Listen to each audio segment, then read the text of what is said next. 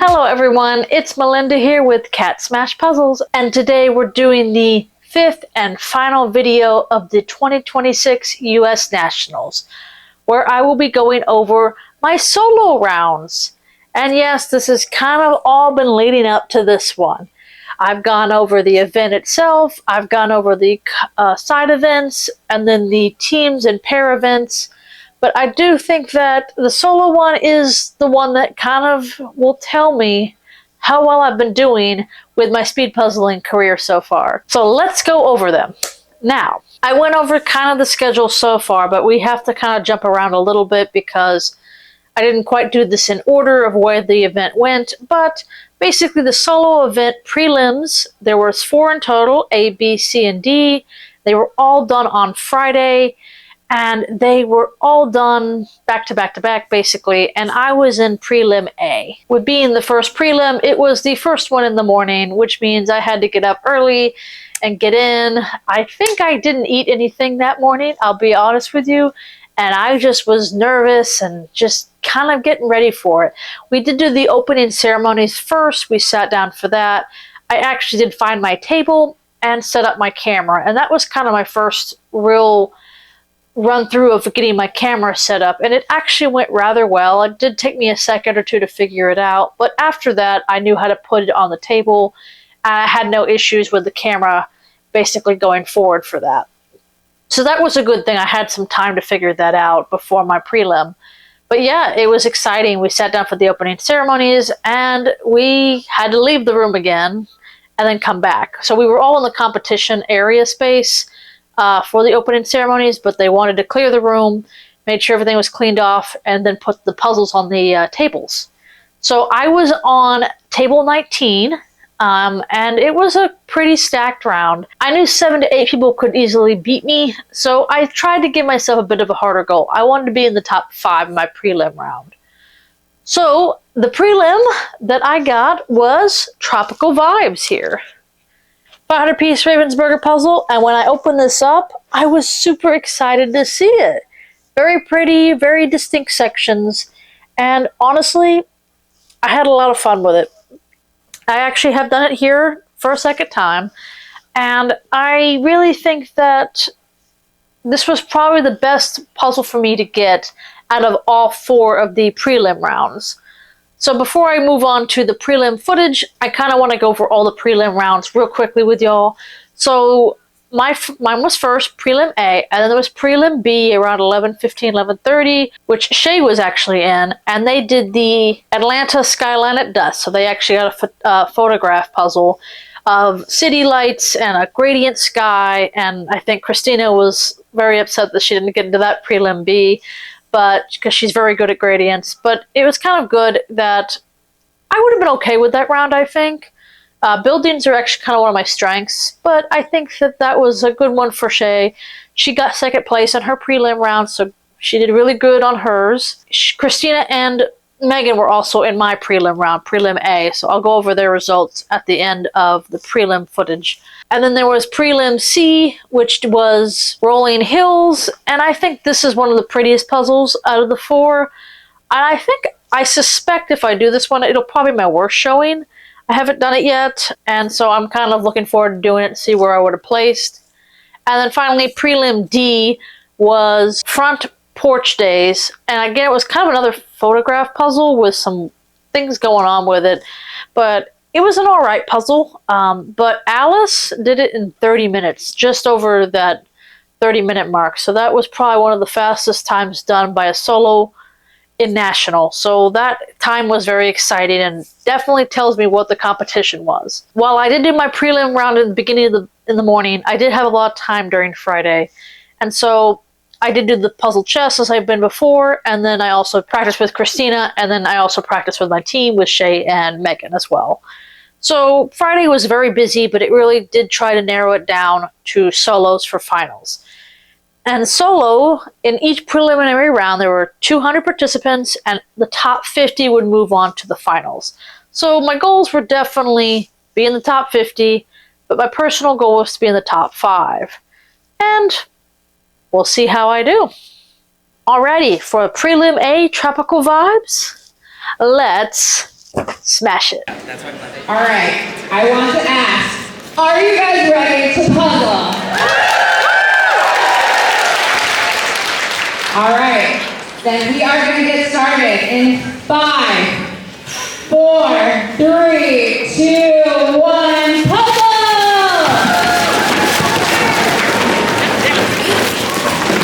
Oh, yeah.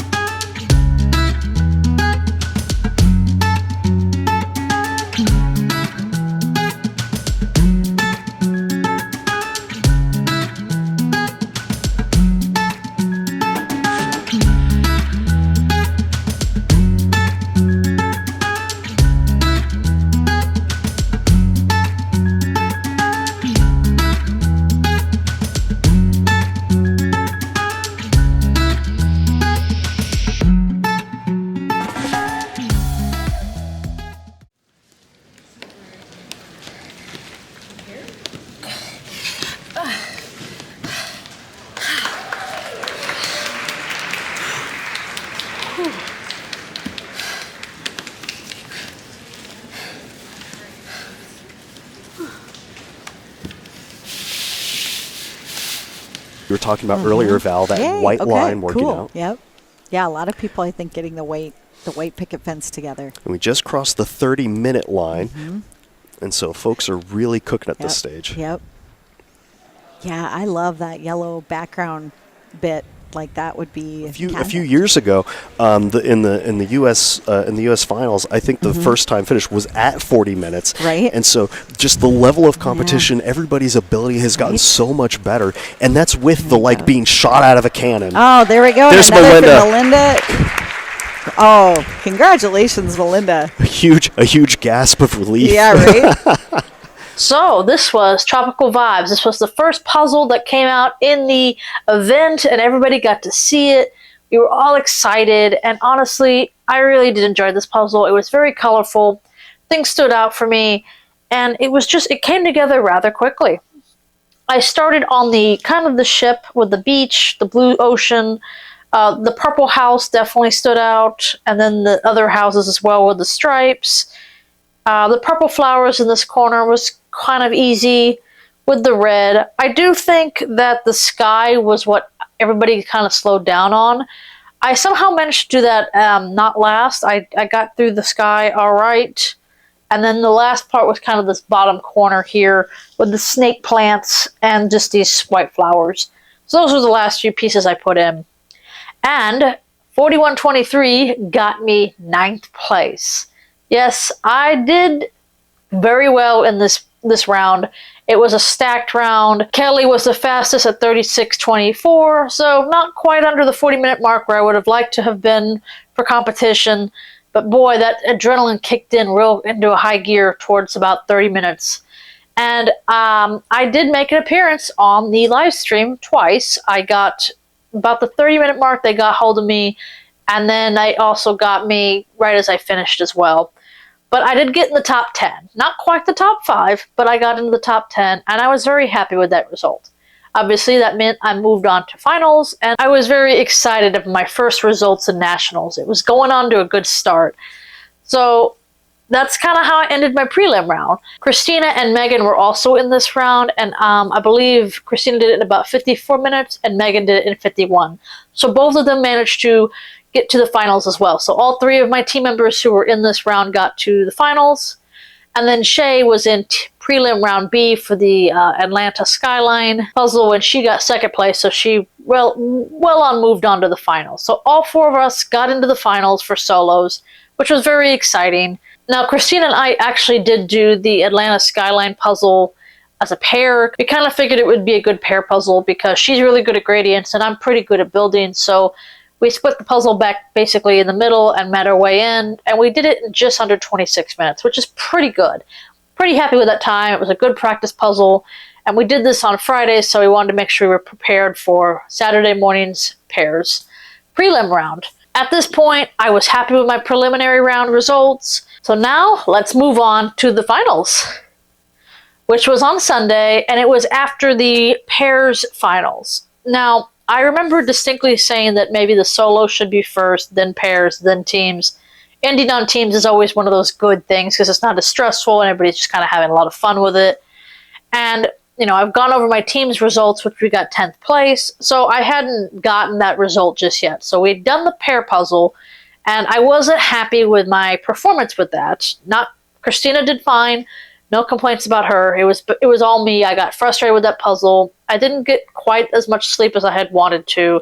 And so that puzzle had left kind of a sour taste in my mouth going into solos. I knew that was kind of a worry about having a bad pairs puzzle and then going into solos, which is why I would prefer solos be first. That's just me. And we go into the competition space, and we have been told not to touch the bag. Now, obviously, you're not supposed to open it and peek in. That's against the rules. But not to actually touch the bag, that's not been, as far as I know, not been told on any competitions I've been at. And it was because the box is shaped differently. As you can see, this is a circular puzzle. And it's not the normal rectangular puzzle, basically. And so the rumor basically spread across the competition floor. Everybody knew at this point it was a circle puzzle. And part of me kind of dreaded that because I had done one of the circle color puzzles I have, which is only one, honestly, which is the oceans one. And I had done it for practice maybe a couple days before I went to nationals. I did it in like 50 something minutes, 51 minutes. And so I'm like, oh, okay. You know, circle puzzles are bigger for Ravensburger. They're a bit more space oriented. You have to control where all these pieces go. It's not as easy to control like the rectangular ones here. And so, you know, knowing that was an issue, I was a little bit worried. If it was a circle of colors type puzzle, I was extremely worried because that is not my strength. I don't do gradients. I'm not super strong at gradients. I'm good at them, but I'm not an expert like Christina is. And so I was kind of dreading what this puzzle would be. But when we opened it up, this is called Bow Bridge Beauty. And I took one look at this and I actually even said it on the camera. This is beautiful. This is my type of puzzle. I like pretty painting landscapes. I love it. It's a calming effect on me. It's like this type of puzzle is just my jam, basically. And I got excited with it. So yeah, I opened it up and it was so beautiful.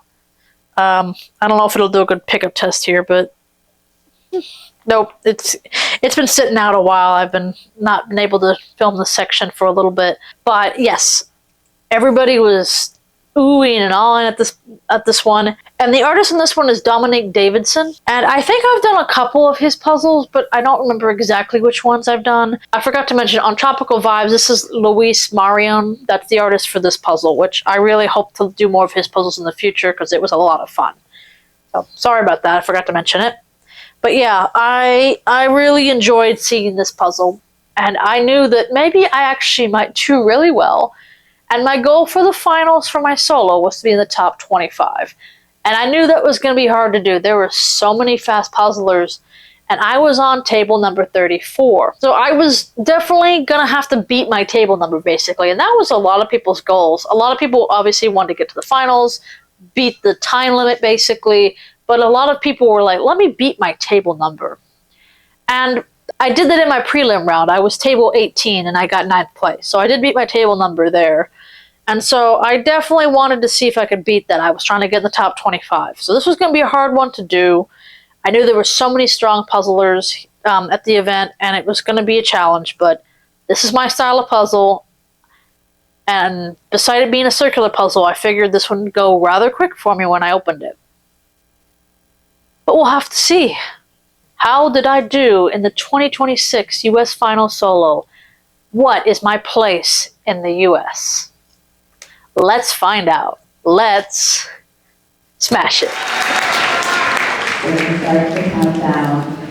We're going to count together in 5, 4, 3, 2, 1.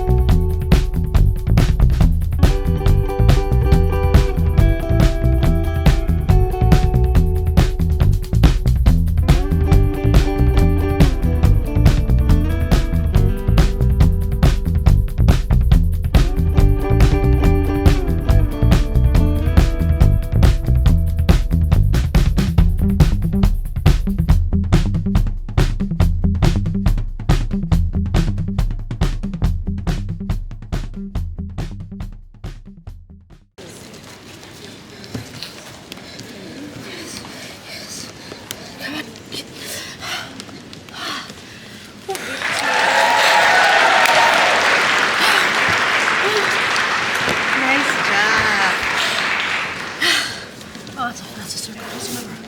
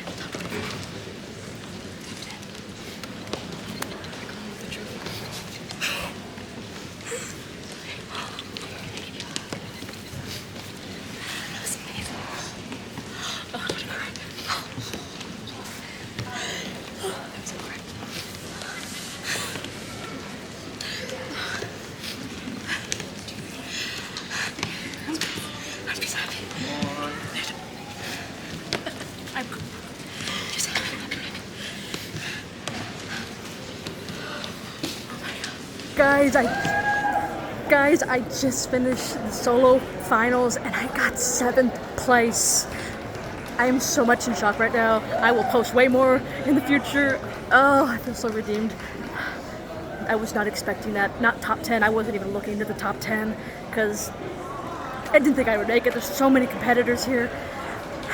I'm out of breath. I apologize, but I just want to post a snippet real quick on Instagram and TikTok. So I'm so excited right now.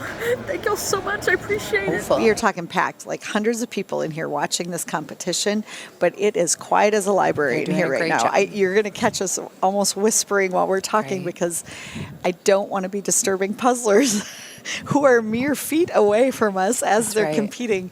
But yes, this is the ASMR version of competition. Exactly. But it is great because our crowd does have pom-poms, which you made sure. Yeah, I made sure we had pom-poms this year And so people could be cheering. We found them all weekend. We've been like, where did that box go? Where did that box go? I don't know, but they found it this morning. But actually, that's perfect. So we have them here for the finals. So people are getting to do some cheering for their friends and family who are competing. Some signage. There's some signs. And, of course, our baby bleachers. Table 34 there. Wait a second. Melinda Schockler is Melinda a round puzzle prodigy here? Like, what is happening? Because holy cow, she's at table 34. Melinda placed 9th in her prelim round, and here she is, almost even with Alice. I would say she is killing it with this puzzle. Oh my gosh, I'm so excited for her. So we are right now just past where Alice finished in her qualifying round. So this puzzle definitely taking her a little bit longer, a little bit more of a challenge for her. But watching her from here, those gaps are filling in quickly. Table 37, but he just finished, what, 5th, 6th place? Yeah, 6th place. Wow. Congratulations, Lewis. And then we've got Melinda. Yep, who we saw earlier, who was really in it there for a bit. Oh, and she's at table 34. Otherwise, how crazy is this? 4 of the top 5 were at the top 4 tables. That's great. So, well, this is cool because it's a little of both. It's a little of that consistency, but also pointing out how this unique format creates can change it up a little bit, right? And I love it. I love seeing that. Yes. And she's got it. Oh, look at that. 40. Yep. Nice job, Melinda. Making it onto the stage. Number 7. Do you think she knows how close she is? I don't know. It gets. Oh my gosh. Oh, there's so much to say on this. So I did this puzzle in 42 minutes and 48 seconds. Just about 30 or 40 seconds slower than this one. And oh my gosh, there's so much to say right now because it was crazy. Let's start at the top. Let's just start at the beginning when I opened up the puzzle. Again, I thought this was a beautiful puzzle. This is my style of puzzle, but it was still a circular puzzle, so I had to work on it as best I could with space. And I actually really did focus on the border on this one because I wanted to organize where this puzzle was going to go. And if you didn't organize it properly, that space could cause a lot of issues regarding, pieces falling on the ground, and that happened to a lot of different competitors. So controlling my space became kind of the number one issue by doing the border. And then I started on the sky, which really did shout out to me, and the buildings. Again, buildings are kind of my strength, so this came together really, really quickly for me. And then I sort of migrated to, you know, the flowers here and the bottom of the flowers. And I could have started on the bridge, but I figured the bridge was going to be difficult, so I kind of left that alone for the time being. A lot of people did start with the bridge, but a lot of people didn't do it. They did it at the very end. And I kind of worked my way around circularly. Did the dark water, which apparently might have been a lot of people's hard section. Surprisingly, the bridge was a little difficult. No, I did it again here. But this section right here, the brown trees, has tripped me up in both when I was in the competition and when I did it here for a second time. The bridge came together for me the second time very, very quickly. But I did a different tactic, unfortunately, and I did it 4 minutes slower at home. I swear, in-person me is so much faster. I don't know what it is. But again, I did a different tactic, so I think that tactic just was not appropriate for this puzzle. It was basically a full sort. But, you know, I'm not the fastest sorter, so I think that was, you know, half the problem. But yes, where did that get me? What did 42 minutes and 48 seconds get me? I got 7th place. I not only got in the top 25, which is where my goal was going to be, and I figured it would be very difficult to get into, I got into the top 10. Top 10. And yes, that means I got another trophy. 7th place. Again, a little hard to see because it's very clear. But yeah. I was kind of... It was holding up that box. So, as I was about 30 minutes in, the camera guy got on me. And he stayed there. The cameras hadn't been bugging me the whole event. They hadn't. I wasn't worried about them. I could tone them out. I honestly kept toning out my music and my prelim, and I kind of forgot to hear it. And I actually decided to ditch listening to music during the finals here. But he just stayed there. He stayed there for, like, during the third, and there's a point, and I will show you the, live stream footage. I look up at him. And I think I got in my head a little bit at that point. Because he was just staying there. And I was doing very well at the 30-minute mark. I'm like, am I winning? Am I ahead? What's going on here? And I think I spooked myself. And then I listened back to the commentary, and the way Ali and Val, who were the commentators and our USA JPA board members, explained they thought I was neck and neck with Alice, who got first place. And she did it in 37 minutes. So I went back, got my competition footage, counted the pieces I had left at exactly the 30-minute and 29-second mark, I believe is where I kind of stuck it at. And I counted Alice's. And they did show Alice, but she was in that small corner where they had the overhead cameras. So the top 4 tables, which would be the top 8 pairs and 8 solos, and the top 4 teams, had an overhead camera.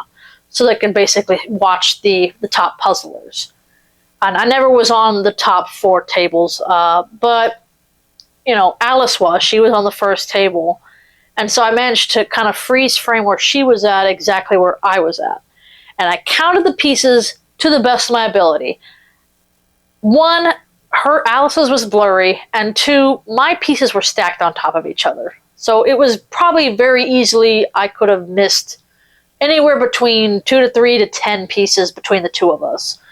And Alice had hers all spread out, but again, it was blurry. Some of it blended into the table. And so I did my best to count. I think my piece count was a good estimate based on the times we finished, because I finished about 12 minutes later and she finished about 7 minutes later. And I counted my pieces about 160 left at about 30 minutes. And then I counted Alice at about 120. So she was a good 40 pieces-ish ahead of me.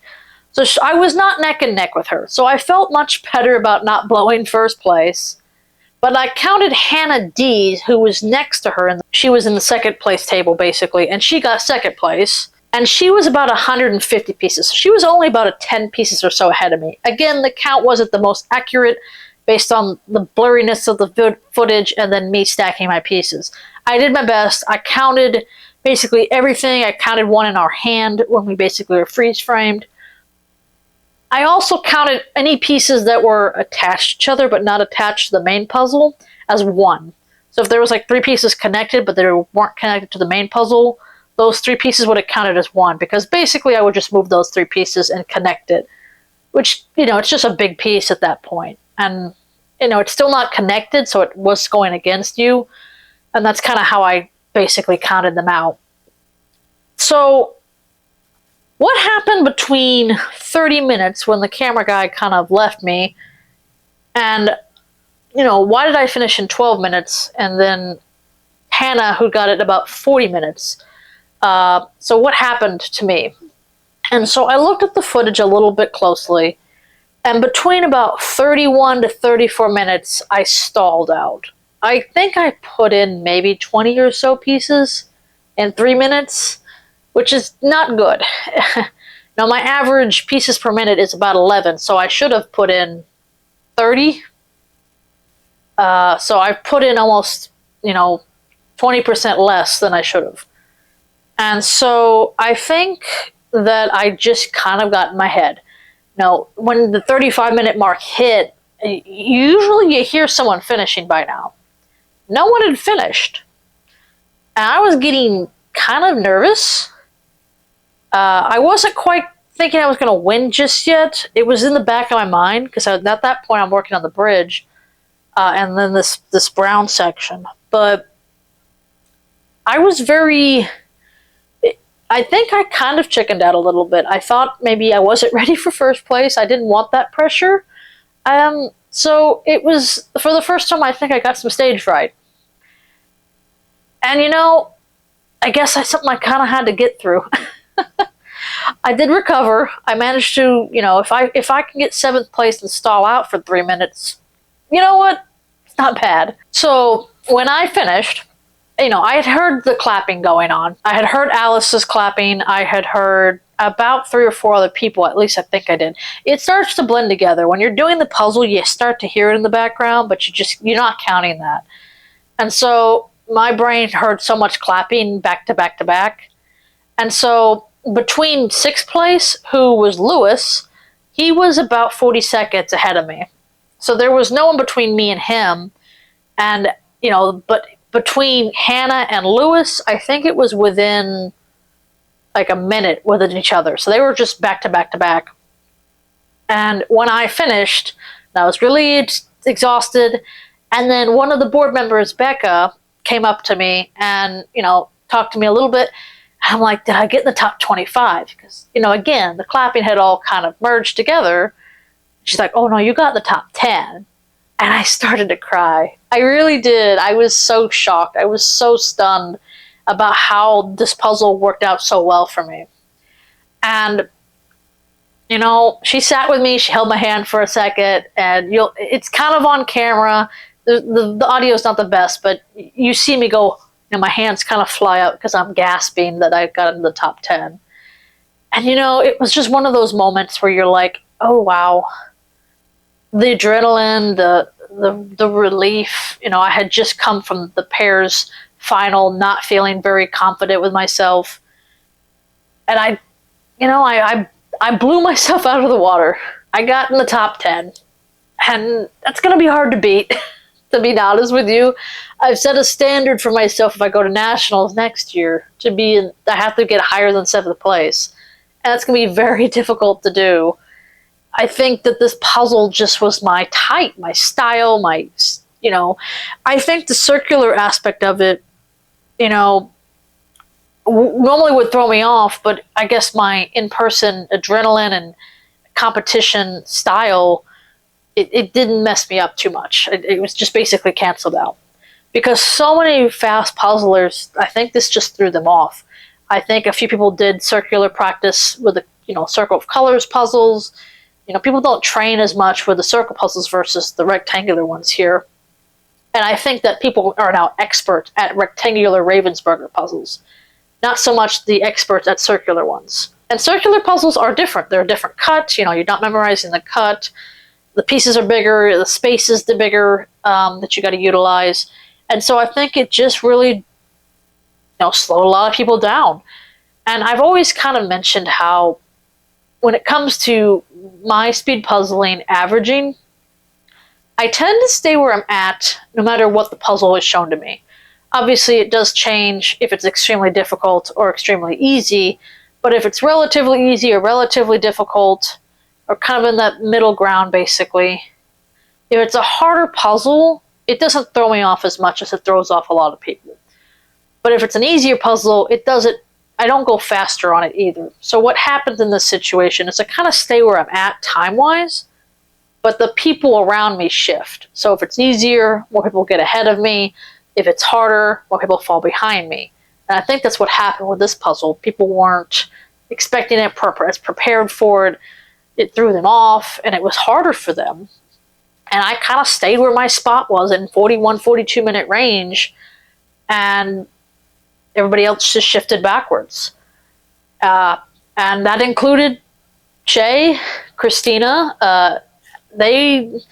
Christina really had a hard time with these cameras in her face, which I completely understand. It messed me up in this competition too. And it's a different environment than definitely Zoom, but even the small tournaments we go to, you have a big old TV camera on your face because they're recording this, they're live streaming this. You're on YouTube, you're on, basically television. And, it's interesting going back to watch the live footage. They got me at the 30-minute mark, saying that I might be beating Alice, which I appreciate the vote of confidence. I wasn't quite there, but I could have gotten second. I'll give myself a slap on the wrist for that. And then they got my finish.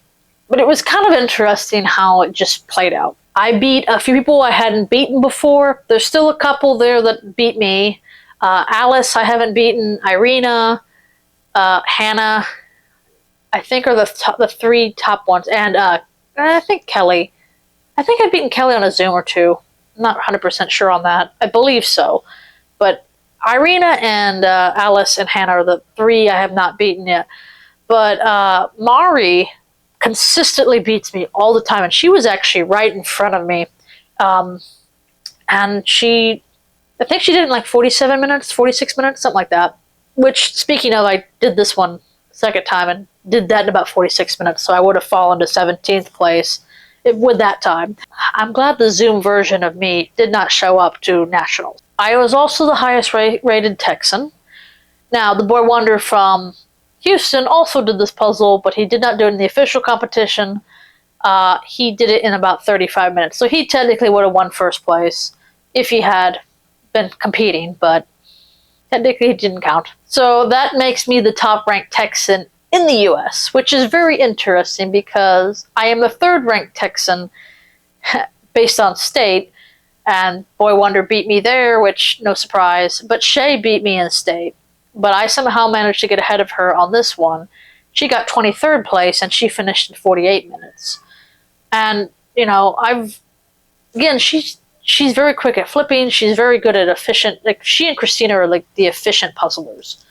And I'm the chaos one. So is Boy Wonder. He's also chaotic. And so it's kind of a different dynamic of how you puzzle. But I think what this puzzle has shown is that if it throws a lot of people off, it's going to probably be an advantage for me because I can adapt. I'm kind of stable in my puzzling abilities. I'm good at adapting. And one of the things I'm going to be doing very soon is doing the World Series puzzles that happened in Germany back in May.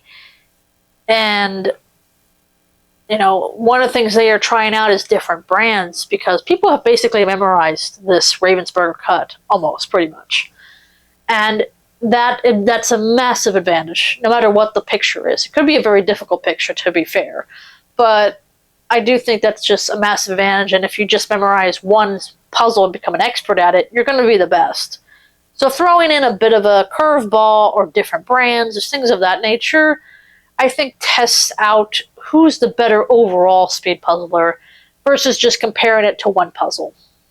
And I do think that, and this is not me criticizing nationals or anything, this is me, just kind of, explaining that the speed puzzling competitions are changing and adapting. It sometimes depends on the puzzle. It just does. So now I have 2 trophies from nationals. 10th place teams, 7th place solo. And I again find it funny that I have national trophies before I have speedpuzzling.com trophies. It's just ironic. So these 2 will now be sitting with my kitty over here, moving forward.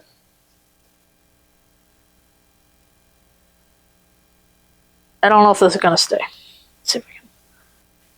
So this now wraps up my 2026 U.S. Nationals. And honestly, I could not be happier. Didn't quite meet all my goals, but you know what? I think the 7th place placement kind of made all the goals that I didn't quite get. I'm not too unhappy about it. Know what we got to work on, what we can do to improve. But honestly, 36th, 10th, 7th, all in the top 50 in the US. Pretty good. And I guess for solo here, I was the 2nd place debuted competitor. Lewis, who got 6th place, was also debuting, and so for my first nationals, being 2nd place out of the newbies, not bad at all. So what does this tell me? What do I need to work on? What can I do in the future? What's my next, I guess, competitions that you're going to be looking forward to seeing?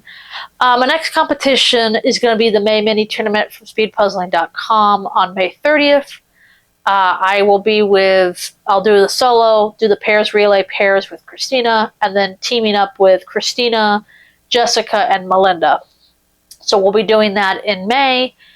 I will be going to the 12-hour half-day marathon in Orange County, California, with a team of 6 of us ladies from Texas: Christina, Shay, Amy, Kelsey, and Callie. And we will be going against some of the fastest California teams to do as many puzzles as we can in 12 hours. So that'll be a fun one to film. So be looking out for that. That'll be in about middle of June.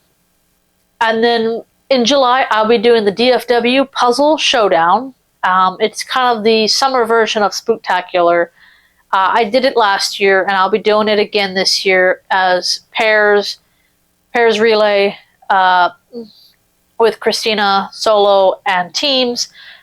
So far, it's just me, Christina, and Shay. We're trying to get our 4th person finalized. It could be a couple different people we've reached out. But at this point, we're trying to see who's available. So those are going to be the next in-person competitions. I still have my Zoom competitions. I'm also kind of getting with Christina, a few people up here in Dallas, and Shay to maybe see if we can ship EJJ puzzles, European Jigsaw Jam puzzles, so that way we save on shipping. So I'll hopefully get to do those in the future. I think Christina ordered a few pair puzzles, so we'll maybe be doing that as well. And hopefully just maybe, I'm kind of planning for 2027 at this point. My goal is to go to either Worlds or World Series, which is probably going to be leaning towards the World Series because I've heard so many good things from that. But if Worlds works out, I'll go to Worlds as well. I definitely want to go to Nationals in 2027, but it's going to depend on where it's located. As of this recording, they have not announced the location yet. Another event I do want to go to, actually there's a few, St. Paul Winter Carnival, but I will not be going in 2027.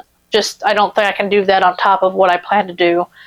And there is another couple Origins or Tournament of Pieces by Cobble Hill that it takes place in Ohio in June roughly. So that might be something I'll look forward to doing one day. I believe Oregon's JPA has like a Portland Jigsaw Jam or something like that. They have like a competition that's really big that I might look into as well, going to that. So there's a few other events I'm looking to doing, but again, travel, expenses, PTO, all that good stuff, I gotta work in and figure that out. Those will be all the in-person competitions I'll be doing in the next coming months, and hopefully going into next year. There'll be a big gap where I don't have a lot of in-person competitions. The Spooktacular in October will probably happen, so I'll probably end up doing that one as well. There might also be another marathon type competition, but from Texas, down in Houston. They've done a couple already, but unfortunately I just haven't been able to go to either one of them. So if they do another one, then it works out. I got family down in Houston, so it'll be an easy one for me to go to. Christina's down to a few of them. This wraps up 2026 U.S. Nationals. I'm pretty happy with my results. We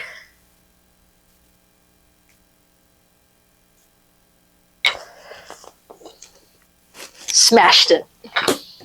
Thanks so much for watching. Please like, comment, and subscribe. I will see you all next time. Bye-bye.